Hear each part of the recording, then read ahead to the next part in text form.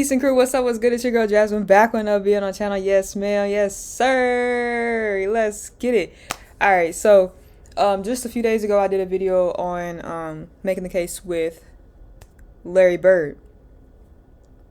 Love the comments, love the interaction with you all. Some of y'all was like, yo, you gotta do Magic next. Cool. Told y'all, let me know in the comments what y'all want to see next, and that's exactly what you all are doing. I hope you continue to do it, and I hope you continue to enjoy these videos. So with that being said, first of all, I got to say this. If you are new and you just clicked on this video, I appreciate you clicking on this video because you did not have to. I hope you continue to watch my videos and hit that subscribe button and turn on that post notification bell so you get notification when I post. And if you're a consistent supporter and you officially a part of Beast and Crew, and how you officially get a part of Beast and Crew is hitting that subscribe button, man, and talking to me in the comments, let me know that you have joined the family. I appreciate you because you do not have to watch my videos or support me, so I really do appreciate you. So with that being said, we got MJ, not your original MJ, okay, not Michael Jordan. We got MJ, Magic Johnson, Irvin on the channel today. Don't forget to like, comment, subscribe, push the notification bell. Let's hear the case for Magic Johnson. Let's get it.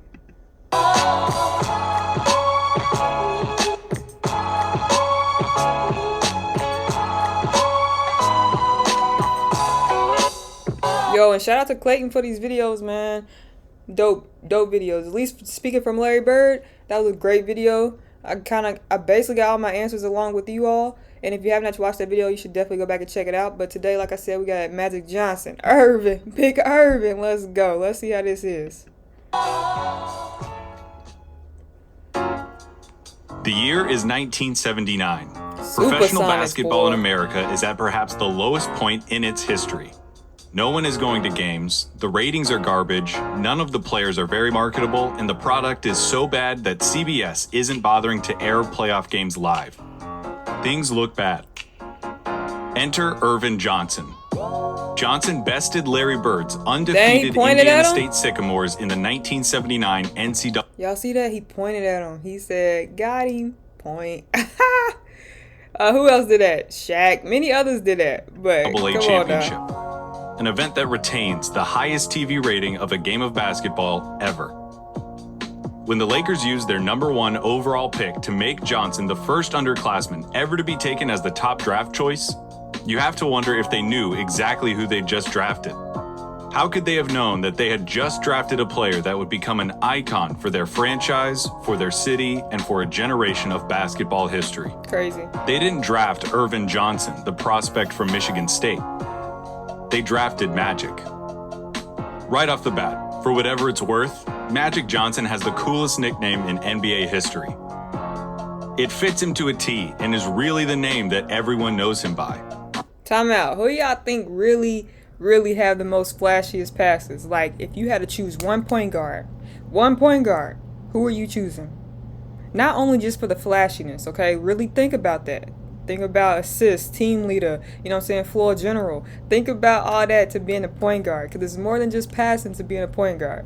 Really think about that. I would like to see that in the comments. Who's your all-time favorite point guard? One point guard for your team. Who you got? Let's go. It's not like his last name is superfluous, like with Kobe, LeBron, or Kareem. And it's not like his last name is eternally iconic, like Russell, Jordan, or Duncan. It's just Magic. Johnson came into the NBA and immediately injected it with life like he was an epinephrine pen. Magic's winning smile, charismatic interviews, and revolutionary play style introduced the league to a pulse and a personality it hadn't known since Wilt Chamberlain. Before long, he became the frontman of a team that would be known by its own distinct nickname, Showtime, like it was a piece of theater or art in and of itself. He was the lead man of the most popular show in Hollywood. In a city full of celebrities, he was the main attraction. Nah, some of Magic passes be real deal insane, bro. Because it'd be like, soon as he touched the ball, it's out of his hand. His passes was insane. Not only did he have the smile and personality to carry a name like Magic, but he also had the basketball aptitude to pull off a team called Showtime. What did he do with that aptitude? He won 5 championships, a half-decade's worth, and appeared in 9 finals. Only Kareem, Bill Russell, and Sam Jones have appeared in more. Dang. He won 3 regular season MVPs in a span of 4 years, won 3 finals MVPs, made 12 All-Star teams, and was selected to 10 All-NBA teams. And keep in mind that all of these accomplishments took place in a 12-year career, 11 if you want to mention his injury-shortened 81 season. That's crazy. Magic only spent 3 years of his playing career watching the finals from home. I spent more years trying to graduate from college than Magic spent not making the finals. His HIV that's facts though. When you really think about it, that's facts. That was funny. diagnosis came right on the heels of a season in which he finished as the runner-up for league MVP, was selected to first-team All-NBA, and competed in the NBA Finals. It is not hyperbole or exaggeration to say that Magic's career was cut short while he was still 90% as good as he'd ever been. Those 12 years were enough of a basketball pedigree, though, that even now, some 30 years later, he is still universally considered the greatest point guard of all time. A fact made both impressive and unfortunate considering how much more he had to give. Yo, I gotta ask this question. Oh, dang, it's a commercial. Hold on, I'll wait. Let me skip this real quick.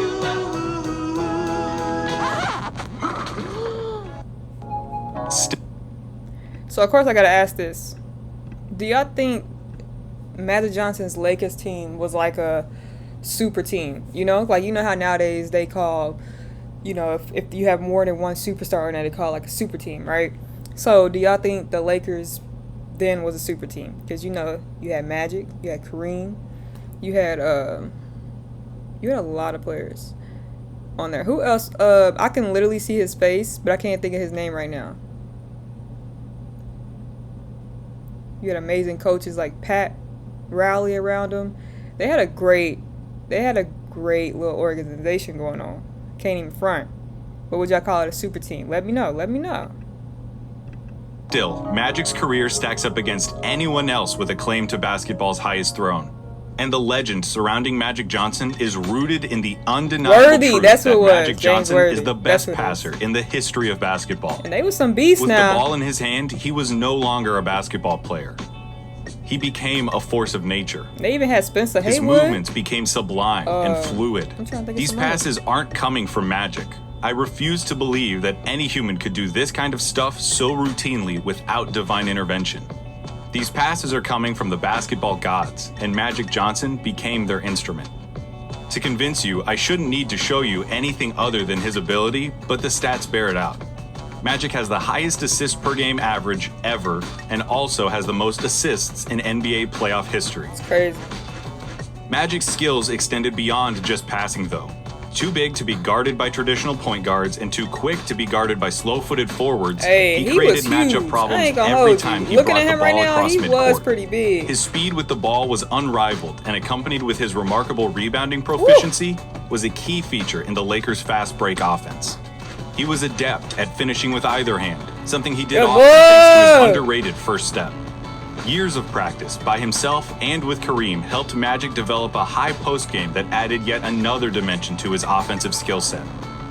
Magic was also adept at picking his opponent's pockets, leading the league in steals per game twice. See what I'm saying? You know how fun that sounds to be on a team with a teammate like that? Like, I have a point guard who's willing to not only make sure I touch the rock, but he's good on offense and defense. And not even just on the court, he brings people here to the arena because he's literally Magic Johnson. Like, not even just Magic Johnson, but just a teammate in general. If you just thinking, like, you had a pickup game, right? And you watching, like, dang, who team I want to be on? Of course, you're going to try to be on a team who got the most energetic players, whether it's just one or two players. Energetic, they making the right pass on offense and defense, the crowd's involved, you know what I'm saying? Of course you want to be on that team, like, come on now. This skill set is made even more impressive when you remember that Magic was the same height as Karl Malone. That might be my favorite thing about Magic. That's crazy. That he was a true, authentic point guard who happened to be 6'9". It wasn't like with Tim Duncan, who played power forward but people say was actually a center, or how James Harden is listed at shooting guard even though he plays more like a point guard. Right. Magic. But we all know James Harden is not really a point guard. But, what was I about to say? Oh, Magic. Never mind. Come on. Let's go. Was an honest-to-God point guard who could also play every position on the basketball court. As an individual defender, Magic was capable, never a lockdown guy. But he was as versatile and as switchable as they come. And with such solid rebounding numbers, There were no holes in Magic Johnson's offensive game. When I say that Magic immediately began making an impact on the NBA, I do mean immediately. His rookie year is still one of the most successful campaigns a first-year player has ever had. He took over the job as starting point guard and helped guide the Lakers to 60 wins and a berth in the NBA Finals, where the Lakers... I got a question for y'all. Was Magic like one of the first tallest point guards to play that position? Like, does that make sense? Was he one of the first to be that tall and play that position? Because I know probably back then, this is just me assuming, correct me if I'm wrong, back then I feel like it probably was way harder for an average point guard back then to guard Magic, which made Magic extremely dope. Not to take away from his talent, but it will make him even more better, because like back then you had point guards, of course, that was not 6'9", you had maybe like 6'2", maybe, I don't know, I'm assuming, and it's like it made it way harder for them to guard him, so which made him even more unstoppable. You know, correct me if I'm wrong. You know, I like when y'all talk to me. Let's go. Lakers faced Julius Erving's Philadelphia 76ers. The series was competitive throughout, with each contest being decided by 10 points or fewer through the first 5 games.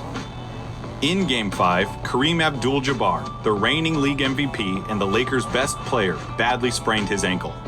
Kareem was able to return and will his team to a 5-point victory, putting the Lakers ahead in the series 3-2. I heard about that. With only one more win needed to clinch the title, Kareem was ruled unavailable for Game 6 in Philadelphia. Man. I know it's about Magic, but I really did hear Kareem was freaking unstoppable. Like, unguardable, unstoppable. Despite his hook, they said he was literally like a soldier down there. Like, he was very unstoppable. If y'all, let me know. If y'all, I know y'all be watching, I have a lot of older crowd, so I know y'all know more. So I would definitely love to hear more information about him. Magic was then called upon to start the game at center and try to replace Kareem's 33-point-per-game average in the series. Magic answered that call and delivered one of the most memorable basketball performances by any player ever. 42 points, 15 rebounds, 7 assists, 3 steals, and a block. All as a 20-year-old rookie playing on the road on basketball. Bro, 42 points, 15 rebounds, 7 assists as a rookie against Dr. J with your best star out at the time? That's beastin'. You can't say that ain't beastin'. That's hard. That's hard. A lot of rookies shut down. Or a lot of rookies may put in that I don't know. I mean, a lot of rookies may have put in those numbers, but did they end up winning the game? You know what I'm saying?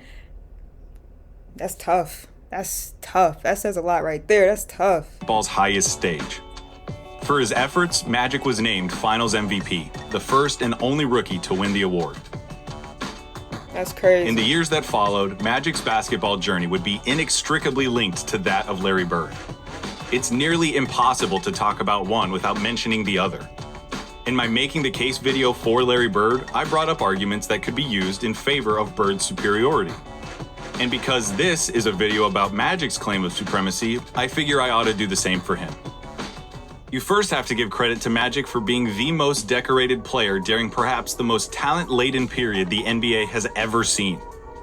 Including his finals opponents, Magic faced competition like Olajuwon and Sampson's Rockets, Tom Chambers' Suns, Marcus Dwyer's Mavs, Isaiah Thomas's Pistons, Moses Malone and Dr. J's 76ers, Michael Jordan's Bulls, and Bird's Celtics. Magic's detractors might try to devalue his team's success by pointing out that he played for a remarkably talented team thanks to a brilliant front office. Because of his team's talents, these detractors say, Magic can't be individually credited for their success.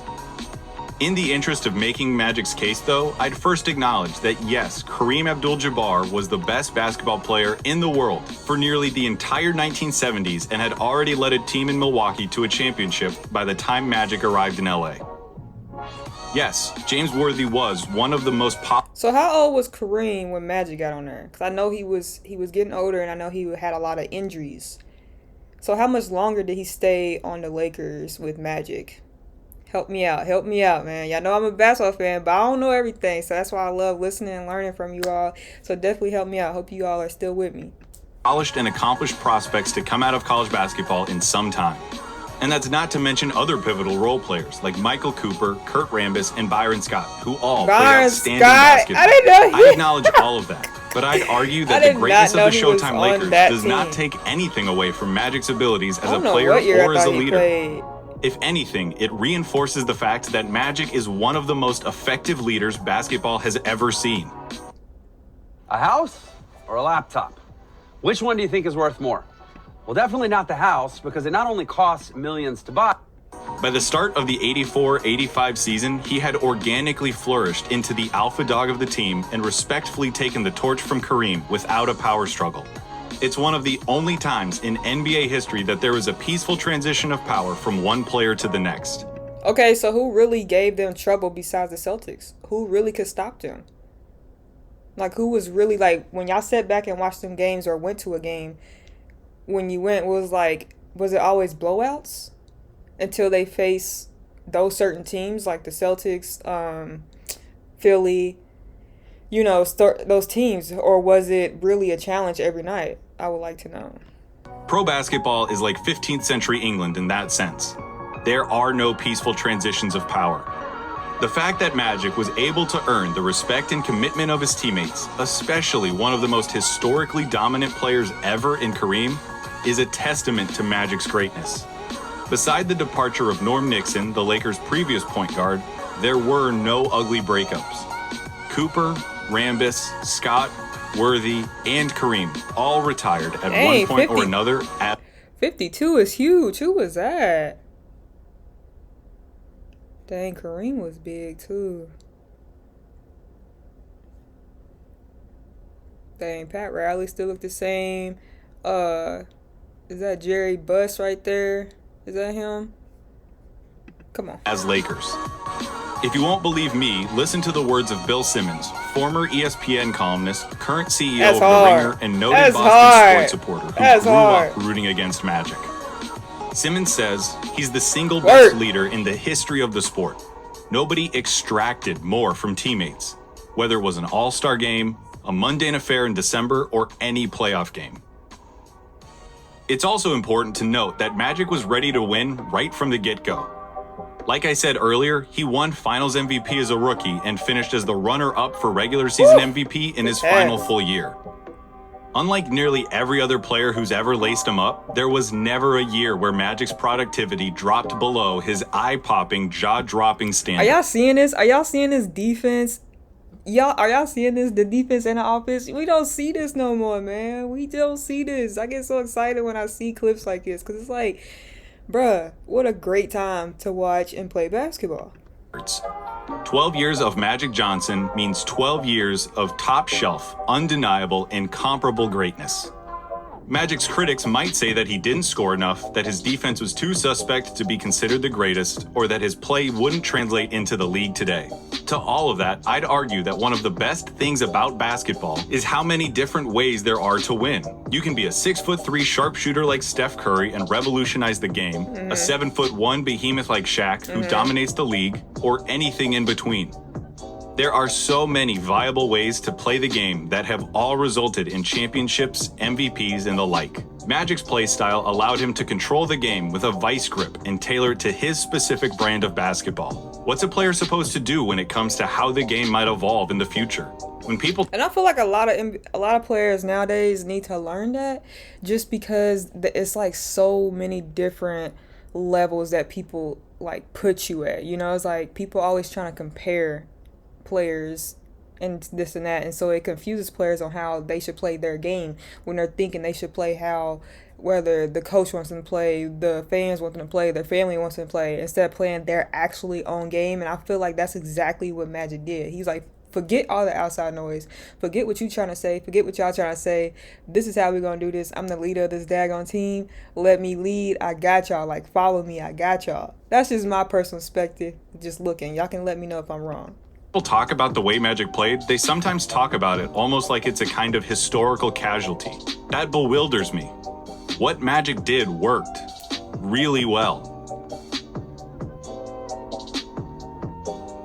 Why should he have done anything different?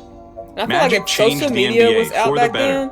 He was the first positionless player, like someone who broke the mold and opened the basketball-watching public's eyes to the possibilities of letting great players do what they're great at, rather than just fulfilling the traditional roles of their size or position.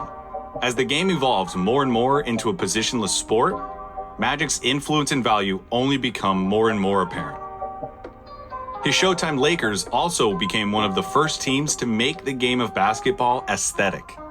The speed, athleticism, and skill we all enjoy today is due in part to Showtime and Magic Johnson. Woo! In my video about Larry Bird, I gave him a lot of credit for saving the NBA, and deservedly so. Larry was a pioneer of basketball and contributed immensely to the explosion of the game's popularity. But for every breath of fresh air that Larry contributed, Magic did the same. You can't talk about one without the other because it was the rivalry between the two that really saved the league. The fact that they competed against each other in such a high-profile game in college, had nearly polar opposite personalities, were of different races, played for the two most historic teams in the country, and met each other multiple times in the finals, all cements theirs as the defining rivalry of the NBA.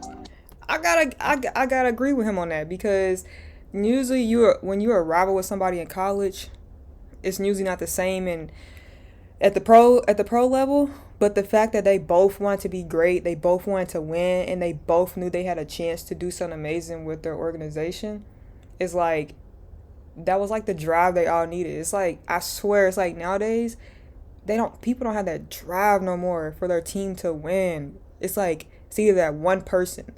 Nowadays, you don't have the whole team want to win. It's just everybody about themselves. I feel like everybody's trying to get like their personal stats, their own vendetta, you know what I'm saying? And like back then, everybody was playing hard. Everybody was playing to win. Everybody was playing to be great. Like, everybody was playing for that ring. It was no days off. None of this lacking. None of this, oh, I'm going to go chill with the homies. I'm going to go post this, or I'm going to go make this phone. Nah. They was working 24/7. Injuries and all. Man. Despite the differences in their personalities, though, their games were remarkably similar. Team-first, success-oriented mindsets and proclivities for passing were trademark features of both their styles. Facts. Those styles met 3 times in the finals, each in legendary fashion. Magic would have the last laugh, though, with 2 championship series wins against Bird. By the time the 1987 finals, their last series against each other, rolled around, Magic had developed a killer instinct and flair for the dramatic matched only by his rival. In Game 4 of the series, with the Lakers leading 2-1, Magic all but iced the series with the most legendary shot of his career. Down 1 with seconds left in a raucous Boston Garden, Magic ripped the heart out of every Celtics fan with his baby sky hook. Oh, yes I did. Boy, ain't it crazy how slow the time went down back then? Ain't no way nowadays with the timer nowadays, Magic would have did all that. It would have not been enough time. That time was slow as heck. And the Celtics trail by 1 with 2 seconds to go. It was the moment of the 87 finals and the shot of Magic's career. He capped off the most remarkable season of his career by vanquishing his most intense rival for the second time in 3 years. I know Bird was Bill Simmons described how momentous the shot and ensuing championship win was for Magic's legacy. Not even the biggest Celtics fan on the planet could deny it any longer. Magic Johnson was just as exceptional as Larry Bird. Do y'all agree? This point is echoed by Bird himself in a clip I'll leave you with. After the game, Bird remarked how impressed he was with Magic's performance and ability as a basketball player. It's only an 11-second clip, but there's a moment in it that just strikes me. There's a split second where you can see the disbelief in Larry's eyes as he tries to come to terms with the fact that the game, and likely the series, is over. In that second, you can almost see him ponder all of the work he put in during the season. All the games he played and the shots he took, all in the hopes of getting a chance to beat his old rival. Dang, is that true? You know, I know when y'all watched the games back then, could y'all tell all this? Could y'all really tell, like, yup, they're going to be back in the finals next year? You know, sometimes you can tell when teams like, oh, dang, he lost. He's going to be hungry for more. He's going to be back in the finals next year. Or did y'all not really watch it then? You know, like, because some people watch certain games, but when there's, like, rivalries and there's, like, amazing stars in the league, most people are tuning in, like, every game, every time they're on TV, right? And so with them raising the ratings and more fans and stuff like that coming to the games, watching the games, don't you think, like, other fans could tell, like, dang, like that really hurt Bird, or like dang, that really hurt Johnson. We hope it's a rivalry number two in the finals this year type thing against them back to back. Like, did y'all always want to see the Lakers and the Celtics in the finals, or did y'all want to see other teams and other players get theirs as well? I would like to hear y'all thoughts on that. And then he has to reconcile the fact that that old rival got the better of him, plain and simple. Bird wasn't alone in having to reconcile being beaten by Magic Johnson. Magic still maintains the highest win percentage for a career in NBA history. It's the same thing countless players and coaches had to come to terms with during Earvin Magic Johnson's 12 magical years with the Los Angeles Lakers. Here's Bird, summing it all up with a look.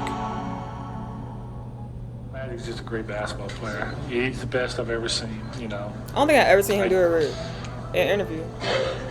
Unbelievable. I don't know what to say. Dang. The fact that Bird was speechless, that says a lot. That says a lot about MJ, man. The fact that he's speechless. He said it's unbelievable and I don't know what to say. That says a lot. But that's dope, man. That's dope. That's that fact that you can be rivals, that helps you grind. You know what I'm saying? That person helps you be better. You know, like, does that make sense? Like, y'all that much of a rivalry to where it's like, I gotta be better. Like, I know I'm dope. Like, I know I'm the best player, you know, but it's like I'm not good enough because he's still in my ear or he's still in the conversation type thing. Like, that's dope. And like I said, at the end of the day, they're still brothers and they ended up gaining an amazing friendship. They both had amazing careers. Not trying to put either one against each other. I don't like when people do that, but I would love to hear y'all's response about Magic Johnson. If y'all ever seen him play in person, what's one thing you love about Magic, you know, within his basketball career. And hope you guys enjoy this video. Let me know any other videos you'd like to see me do. Like I said, one point guard. Who you picking? Is it Magic or are you picking somebody else? I want to know why. Don't forget to like, comment, subscribe, push the notification bell so you know when I post. That being said, comment, talk to me down below. See you guys next video.